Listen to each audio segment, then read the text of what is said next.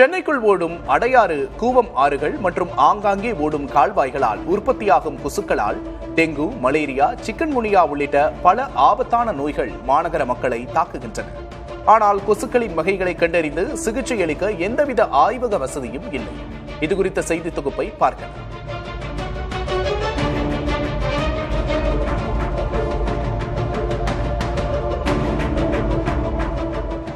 சென்னையில் நாளுக்கு நாள் கொசுக்களின் எண்ணிக்கை அதிகரித்திருப்பதற்கு மாநகராட்சி கட்டுப்பாட்டு அறைக்கு வந்த புகார்கள் குறித்த தரவுகளே சாட்சியாகும். மாநகராட்சியின் 9வது மண்டலத்தில் கடந்த ஆண்டு 59,94,000 பேர் கொசு தொல்லை குறித்து புகார் அளித்திருக்கின்றனர்.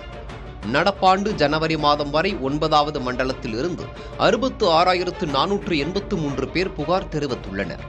சென்னை மாநகராட்சியின் பொது சுகாதாரத்துறையின் கீழ் 40 ஆண்டுகளுக்கு முன்பு தொடங்கப்பட்ட பூச்சிகள் தடுப்பு பிரிவு மலேரியாவை கட்டுப்படுத்தும் பணியில் ஈடுபட்டது. 2001ஆம் ஆண்டு சிக்குன்குனியா தடுப்பு பணியையும் மேற்கொண்டது.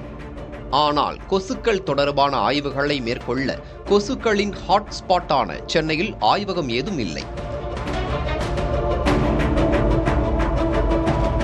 கடந்த 2025ஆம் ஆண்டு பெரியமேடு பகுதியில் கொசுக்களின் வகையை கண்டறிய ஆய்வகம் அமைக்க முயற்சிகள் மேற்கொள்ளப்பட்டுள்ளது. ஆனால் சில அதிகாரிகள் இதனை தடுத்துவிட்டனர் என்றும் கூறப்படுகிறது. இந்த நிலையில் தமிழ் நாளிதழ் ஒன்றுக்கு பேட்டி அளித்துள்ள ஆணையர் குமரகுருபரன், கொசு தடுப்பு பணிக்காக ஆய்வகம் அமைக்க அறிவிப்பு வெளியிடப்பட்டுள்ளது என்றும் நடப்பாண்டிலேயே அதனை விரைந்து கட்டமைத்து செயல்படுத்த நடவடிக்கை எடுக்கப்படும் என்றும் உறுதியளித்துள்ளார்.